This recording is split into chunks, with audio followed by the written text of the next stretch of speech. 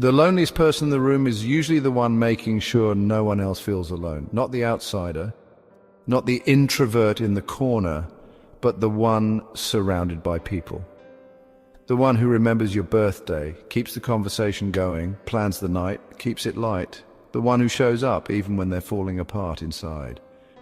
You think you know who's suffering, but maybe the one smiling the most is carrying a silence you've never heard. A silence that starts when the laughter stops. A silence that feels like a free fall in a crowded room. You've probably never looked twice at them. They're too good at hiding it, too good at being okay for everyone else. But being everyone's person doesn't mean you're anyone's priority. They'll call you the life of the party, but no one ever asks if the party is slowly killing something in you. That's what we never talk about, that you can be adored by 100 people and still feel invisible. You can be the one who holds the space, keeps the energy, anchors the vibe, and still go home, wondering if you disappear from their world the moment you stop performing. That's the part no one tells you about extroversion. It looks like a gift, but it can be a trap. You don't just connect. You become necessary, you become the reason people feel good, and then slowly, quietly, you become afraid to stop, because what happens if you do? Will they still want you around when you're not making it easier? And so you become something beautiful, something seen, something used, a mirrorball, spinning above the dance floor, scattering light in every direction, making the whole room feel alive. But the mirrorball doesn't shine on its own, it reflects everyone else's light. It sparkles only when someone else is aiming something at it. And when the lights go out, it's just glass, alone in the dark, hollow, quiet. That's the kind of loneliness no one recognizes, because the world loves the sparkle. It doesn't ask what's powering it. You can be surrounded by people, you can be clapped for, cheered for, celebrated, and still be aching for someone to say, "I see you, not your energy. You've been the light source for everyone else, and now there's nothing left to reflect." The mirror ball still spins, but no one is watching, and no one notices it's starting to crack.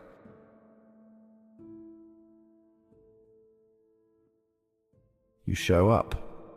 Even when you don't feel like it, even when your chest is full of fog and your mind is begging for quiet, you show up. Because that's who you are. Because that's who they expect. You're the warm one, the glue, the one who knows how to make people laugh when the room gets heavy. You're the safe place. But who do you go to when you can't carry it anymore? Have you ever asked yourself that? After the last text is answered, after the group chat slows down, after the door clicks shut and you're finally alone, do you ever sit there and feel like you've vanished? Like you spent the whole night pouring yourself out into other people and no one noticed you were running on empty? That's not just sadness. That's the kind of loneliness that seeps in when you've been everything for everyone but don't know how to be anything for yourself anymore. You were raised to care, to keep the peace, to make others feel safe, but no one taught you how to ask for what you need. No one taught you how to say, "I don't want to carry this tonight," because the moment you show a crack, they panic, they back off, they joke, or worse, they ignore it.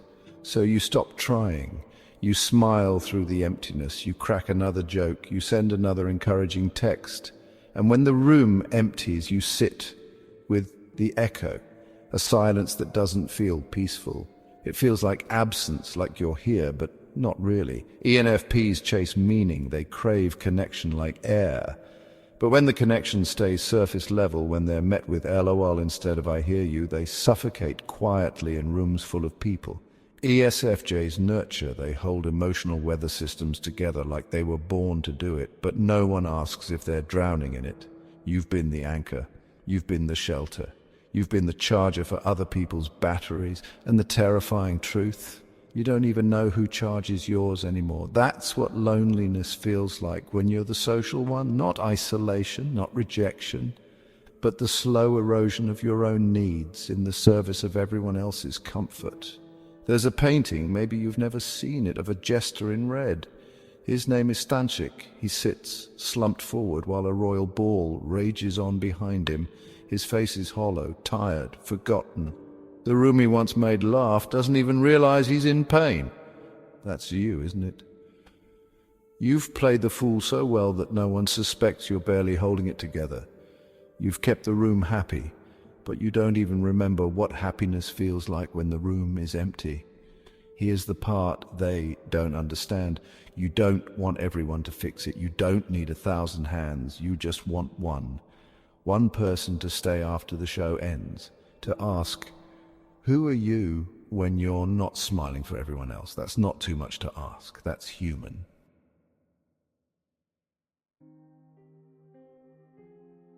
You're not invisible. That's the hardest part.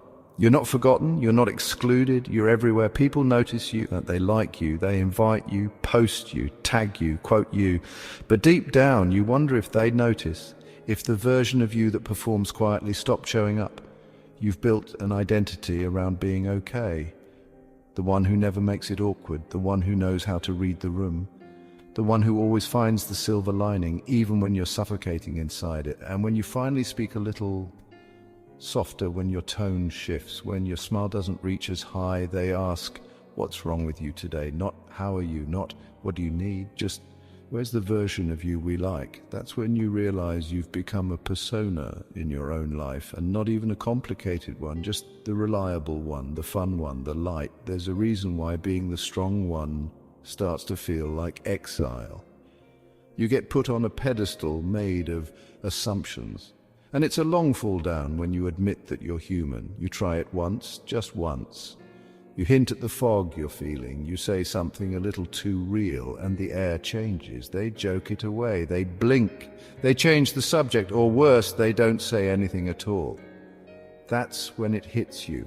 They're not here for you. They're here for what you give them. You are the spotlight ghost. Lit up, elevated, praised, but untouched. They cheer your presence, but they don't sit with your pain. You walk into rooms that know your laughter, but not your silence. You're told you're magnetic.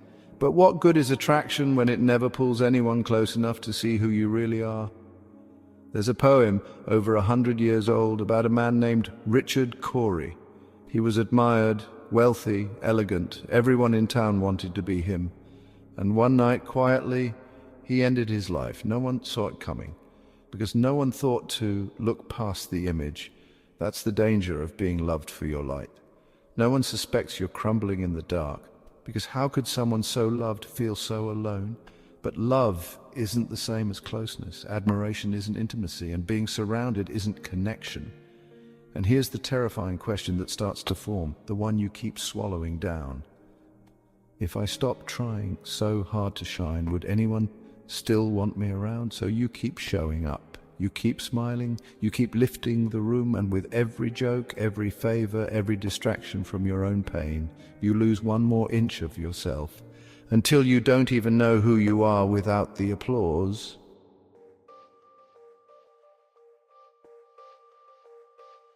You've worn it so long, you forgot it was never your face. The smile, the ease, the readiness, the perfectly timed "I'm fine." It was never meant to become permanent. It started as a buffer, something to get through the day, to make things easier, to keep things light. But now it's fused to your skin, and the idea of taking it off feels like losing everything you've built. Carl Jung called it the persona. The mask we wear to meet the world, a necessary disguise, but dangerous when we start to think it's all we are, because behind every well-managed persona, there's a neglected truth, a shadow, not something evil, just something exiled, tired, waiting, and eventually the shadow starts whispering back, "I miss you." But how do you listen to that voice when the world only loves your volume? How do you come home to yourself when your reflection has been curated for so long it feels like a stranger? This is where the breakdown begins, not in flames, in fractures, tiny moments where you can't laugh, where you forget how to carry their weight, where your tone drops and people get uncomfortable because you're off-brand. You've built a life on being easy to love, but now you're starting to wonder if that version of love came with conditions. You're starting to realize that being needed is not the same as being nourished. There's a moment of recognition in Stansik's eyes, the jester in the red velvet robe, alone while the ball dances on behind him. He used to make the court laugh. Now he's slumped forward, head heavy with knowing. And the tragedy isn't that he's sad, it's that no one notices. That's what happens when your worth is tied to entertainment, to usefulness, to energy. No one sticks around to witness your quiet. Anais Nin once wrote, "We made a virtue of living only as extroverts, and now we are lost." And maybe this is the root of it. You've become fluent in everyone else's language. You've memorized their moods, their needs, their rhythms. But you've forgotten your own dialect, forgotten how to speak up without smiling. You look in the mirror and see the costume, but underneath you're not even sure who's still there. And that's the moment that breaks you. Not the absence of others, but the absence of yourself. You don't want to be everything anymore. You just want to be something real. Not a spotlight, not a persona, just human. And if the world can't hold that, then maybe it's time to find a new mirror. One that doesn't reflect performance, but presence. One that doesn't ask you to sparkle, but to show up as you are. The one you thought meant you were broken is actually the most honest part of you. The part that refuses to be loved for anything less than who you really are. You're not meant to be a utility. You're not here to be liked for how easy you are to be around. You're here to be known.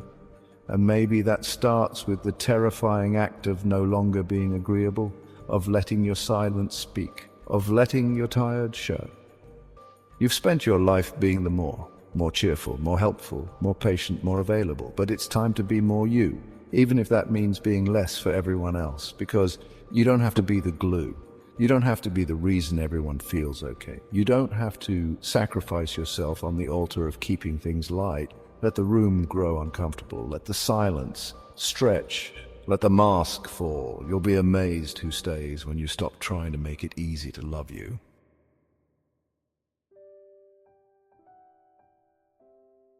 There's a moment, quiet, small, when the performance ends. No applause, no music, just you. The lights are off. The crowd has gone, and the only person left is the one you've been avoiding, yourself. And in that silence, you finally hear the truth. You were never meant to be a mirrorball. You were never meant to survive by bouncing back other people's light. You were never meant to spin in circles, sparkling while hollow. You were never meant to exist. Only when someone else aimed brightness at you, you were meant to burn, steady, soft, true, like a candle that asks for nothing but still warms a room, not for show, not to be praised, but because that's what real light does. You've spent so long trying to be enough, trying to hold the attention, hold the peace, hold the group together. And now you're holding nothing but the weight of being misunderstood. But here's what changes everything. You don't have to prove your value anymore, not through energy, not through usefulness, not through a perfect smile. You're allowed to be whole even when you are quiet, even when you are not needed, even when you are not the reason someone else is smiling. That's what Mirrorball knew. She danced for the divine while the world tried to silence her. They called her wild, unfit, dangerous. They exiled her for breaking the mold, but she kept singing, she kept dancing, not for them, for her truth. And that's what you're being called to now, not to isolate, not to collapse, but to return to the version of you that was never built for performance, to the self that existed before applause ever touched your name. And when you begin to light your own flame, when you learn to sit with your loneliness instead of running from it, it stops being a punishment. It becomes a teacher. It tells you where the emptiness lives. And it invites you to fill it not with people, but with presence. This is how you come home, not through popularity, but through presence, not by being more, but by being real. And in that stillness, the right ones will find you, not the ones who love your energy, not the ones who need your laughter, but the ones who sit with your silence, who stay when you're tired, who don't flinch when the smile fades. Those are the ones worth burning for. So if this reached something in you, if you've ever felt like the loudest person with the quietest ache, drop a candle emoji in the comments. And if someone comes to mind right now, the friend who always uplifts, always gives, always says they're okay, send this to them. Let them know you see what they never say. Let them know they don't have to keep the whole room lit just to be loved. Let them know that sometimes a single flame is more than enough.